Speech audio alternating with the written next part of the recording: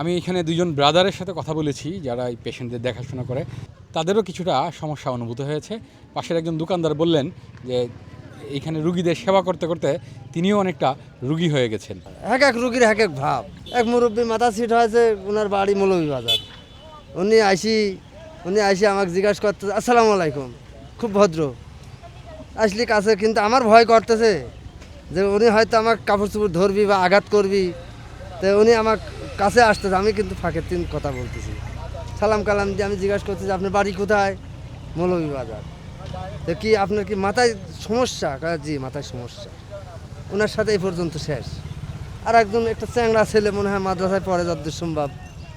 তারপর আমরা এভাবে জানালার কাছে আসি, ওনার সাথে আরও একটা ছেলে একটা মেয়ে কথা বলছে। আর উনি ওই বাইরের ছেলেটা বলতেছে যে একটু কোরআন তেলাওয়াত করো। তো উনি কোরআন তেলাওয়াত যা করলি, সুর ছন্দ ভালোই দিলি, কিন্তু দেখা যাচ্ছে কি ওই মধ্যি নেই, মধ্যি আছে, ভুলভাবে বলছে আর কি। সুর ছন্দ ভালোই আছে, তাতে বুঝতে পারলাম যে ওনার মাথায় একটু সমস্যা।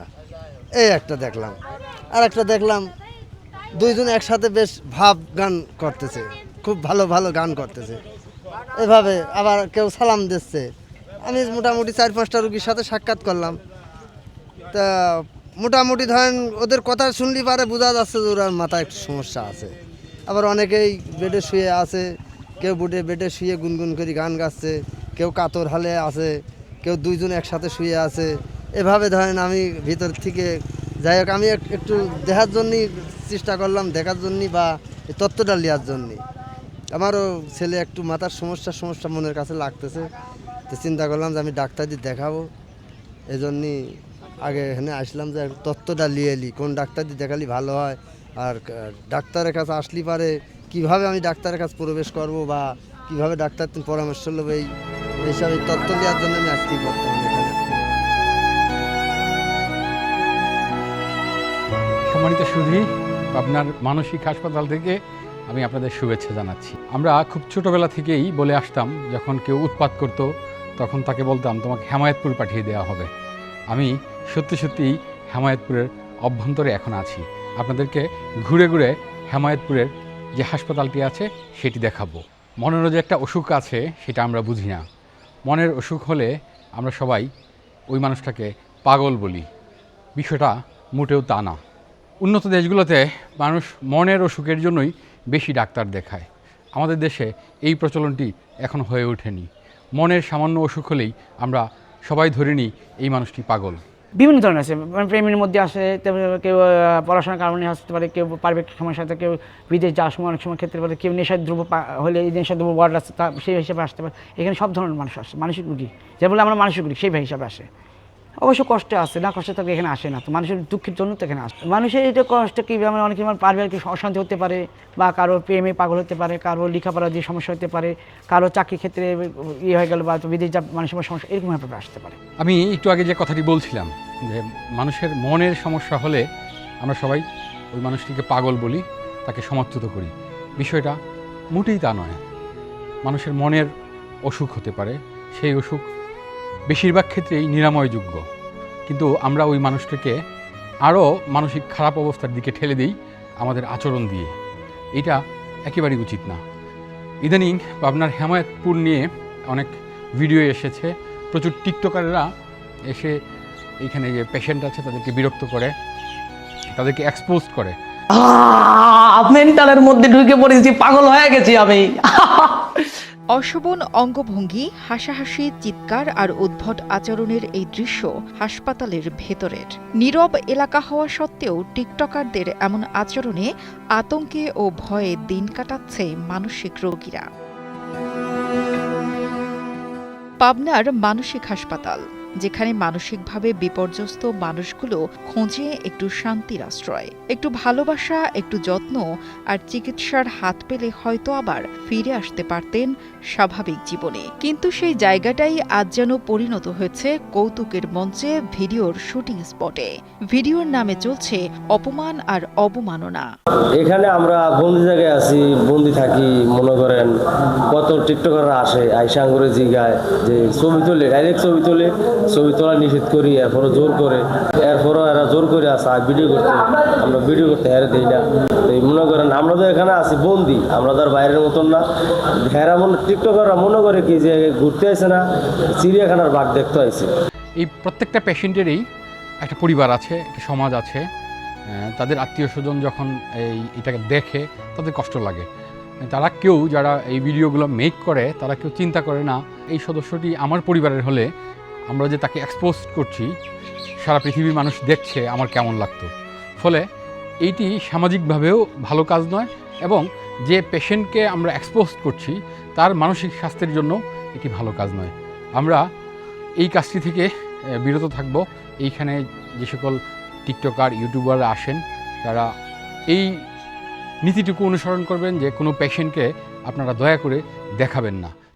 পাবনার মানসিক হাসপাতালে ভর্তিকৃত রোগীদের সাথে যে অন্যায় আচরণ করা হয় সেটি টিকটকার এবং ইউটিউবারদের মধ্যে সীমাবদ্ধ রাখতে পারলে খুশি হতাম। কিন্তু আমাদের দেশের জাতীয় নেতৃত্ব এবং জাতীয় মাপের টেলিভিশনগুলো একাধিক সময় এই হাসপাতালে ভর্তিকৃত রোগীদের সাথে অন্যায় আচরণ করেছে। তারা এই হাসপাতালে ভর্তিকৃত রোগীদের ছবি এবং ভিডিও গণমাধ্যমে প্রকাশ করেছে। চলুন কয়েকটি ক্লিপস দেখে আসি। আকাশ প্রাণে চেয়ে চেয়ে সারা রাত জেগে জেগে সব দেখেছি। সাতিশ ভাই আসসালামু আলাইকুম। সাতিশ ভাই আসসালামু আলাইকুম।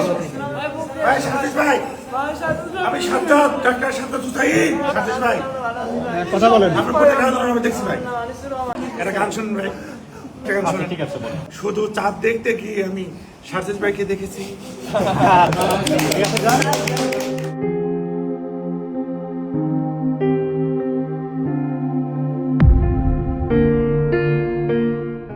সম্পূর্ণ বুঝে সম্মতি দেওয়ার অক্ষমতা থাকলে কারো ভিডিও তৈরি করা তার মানবাধিকার ও মানবিক মর্যাদার চরম লঙ্ঘন। মানসিক সমস্যায় আক্রান্ত একজন মানুষের পক্ষে বুঝে সম্মতি দেওয়ার কোনো সুযোগ নেই। মর্যাদাহানি ও ট্রমা, অসুস্থতার সময় কোনো ব্যক্তির অসহায় বা অস্বাভাবিক আচরণ ভিডিও করা এবং পরবর্তীতে তা প্রকাশ করা ব্যক্তির নিজস্ব আত্মসম্মান ও সামাজিক মর্যাদায় সরাসরি আঘাত হানে। গোপনীয়তার আইন সুরক্ষা। প্রতিটি মানুষেরই ব্যক্তিগত জীবনের গোপনীয়তার অধিকার রয়েছে। হাসপাতাল একটি সুরক্ষিত জায়গা যেখানে চিকিৎসা চলাকালীন রোগীকে অনুমতি ছাড়া ক্যামেরাবন্দি করা গোপনীয়তার আইনের চরম লঙ্ঘন। সাইবার আইন ও ডেটা প্রোটেকশন। দেশের সাইবার নিরাপত্তা আইন অনুযায়ী অনুমতি ছাড়া কোনো ব্যক্তির ব্যক্তিগত মুহূর্ত বা শারীরিক মানসিক অবস্থার ছবি ভিডিও ধারণ করা এবং ইন্টারনেটে প্রচার করা দণ্ডনীয় অপরাধ।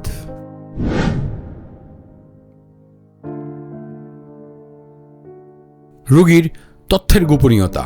চিকিৎসা বিজ্ঞানের মূল নীতির একটি হল রোগীর সব তথ্য ও শারীরিক মানসিক অবস্থা গোপন রাখা। হাসপাতাল কর্তৃপক্ষ বা বাইরের কেউ রোগীর ভিডিও ধারণ করলে চিকিৎসা নীতিশাস্ত্রের বরখেলাপ হয়। পুনর্বাসনে বাধা।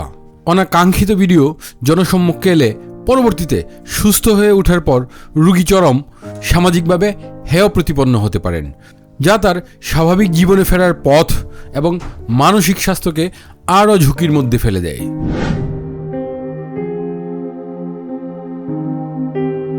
কন্টেন্ট বা ব্যবসার উদ্দেশ্যে ব্যবহার। সামাজিক যোগাযোগ মাধ্যমে ভিউ পাওয়ার জন্য বা সহানুভূতি অর্জনের উদ্দেশ্যে মানসিক রোগীদের অসহায়ত্বকে ব্যবহার করা এক ধরনের মানসিক ও সামাজিক শোষণ। আপনারা জেনে অবাক হবেন যে এই হেমায়েতপুরের মানসিক হাসপাতালটি পুরো এশিয়া মহাদেশের মধ্যে সবথেকে বড় মানসিক হাসপাতাল। এটি 1957 সালে প্রথম স্থাপিত হয়। এটি 500 বেডের একটি হাসপাতাল। এইখানে প্রায় সবসময় 500 জন লোকেই থাকে।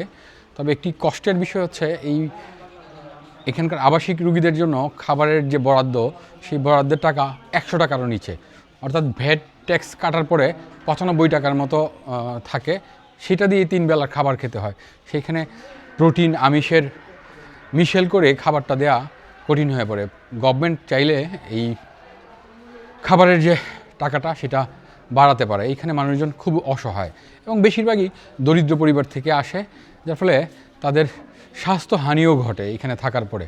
ফলে সরকারের উচিত এই দিকে নজর দেওয়া। এখানে 500 মানুষের জন্য খাবারের বাজারটা একটু বাড়ালে খুব বেশি ক্ষতি হয়ে যাবে না।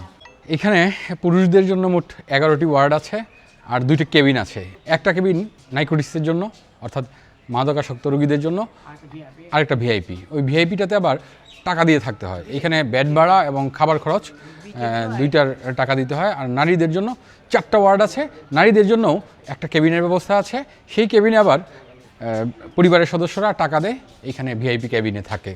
দেখে অনেকটা ভালো লাগলো, সবার সাথে একটু কথাবার্তা একটু বললাম, একটু দেখলাম তাদের, দেখে অনেকটা ভালো লাগলো। এদের মনের যত কষ্ট সব কষ্ট কথা বললো, যে একটু বাড়িতে একটু কথা বলতে চায়, তাদের আত্মীয় স্বজনকে দেখতে চায়, এরকম তাদের একটা অনুগ্রহ আছে। এমনি তারা অনেক ভদ্র আছে, অনেক শ্রদ্ধা করে, যারা দেখতে আসছে তাদের আমার খুব শ্রদ্ধা করে, ঠিক আছে, তাদের উপরও কোনো আক্রমণ তারা করে না। বিষয়টা হচ্ছে এরা তো এখানে প্রায় বন্দির মতোই থাকে, বাইরের লোকজন পাইলে তারা খুশি হয়, তারা একটু এগিয়ে এসেই কথা বলতে চায়। আমরা আরেকজনের সঙ্গে কথা বলবো, দেখি উনি কি জেনে আসছে। এখানে ঢুকে সব কিছু মোটামুটি ভালোই লাগলো, তবে একটু কষ্টও লাগলো। এদের বন্দি অবস্থায় একটু বন্দি আছে। একজন অলরেডি বলেই ফেললো যে আমার বাসার কথা খুবই মনে পড়ছে, একজন যদি ফোন দিতেন একটু কথা বলতাম।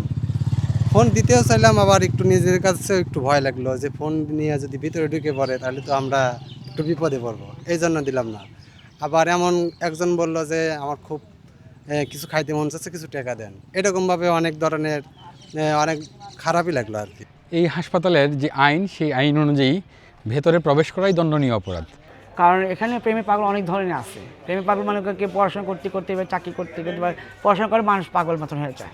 এইভাবে পাগল হয়ে সে সেপ্ট করে এখানে চলে আসে মেন্টালি, মানে অল্প বয়সী ছেলেপেলেরা চলে আসে। এইভাবে ওরা মানে দিন কাপড় পরে ভালো হতে আবার আসেন পাগল হতে, ওদের এই সমস্যা। এইখানে আপনি যে আছেন, একজন পেশেন্ট কয়বার আসতে দেখছেন? আমার তো প্রায় বহুবার আসে, এই 3 দিনে বা 4বার 5বার আবার আসবে, আবার 1 মাস যাইতে 2 মাস যাইতে আবার আসবে, আবার 1 বছর পর আবার আসে। এইভাবে আসবে, এটা কোনো সহজ ভালো না। সাইকেট্রিক যেগুলো আছে, আচ্ছা, এইখান থেকে কি পরিমাণ রুগীকে আপনারা ছুটি দেন?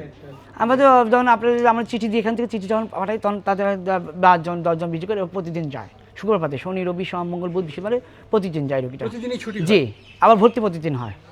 আচ্ছা, এরকমও হয়েছে যে এখানে চিকিৎসা নিছে, নেওয়ার পরে একদম সুস্থ হয়ে গেছে, জি, পরে আবার আপনাদের সঙ্গে দেখা করতে আসছে? হ্যাঁ আসছে, অবশ্যই আসছে। এরকম একটা গল্প হ্যাঁ বলবেন আসছে, কিরকম? সেভাবে আসে, মানে ভালো হয়ে গেলে দেখা যায় আমাদের কাছে, ভাই কেমন আছেন, ভালো আছেন, কি অবস্থা, ভাই তুমি এখানে আসছো, হ্যাঁ আমরা আপনাকে দেখতে আসছি, এই করে আবার চলে যায়। মানসিক রোগের যারা চিকিৎসা করেন সেই সব ডাক্তারদেরকেও আমরা অনেক সময় মানসিক রোগে আক্রান্ত ভাবি।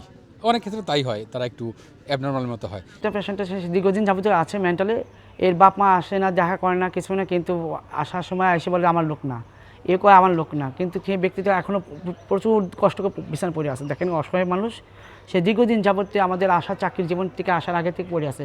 তার গার্জেন আমরা আমাদের পরিচালক বা আমাদের সাংবাদিকরা এসে ভাইরা ভিডিও করে নিয়ে যায়, তারপরে তারা আসে না। সম্মানিত সুধী, পাবনার হেমায়েতপুর থেকে আজকের মতো বিদায় নিচ্ছি।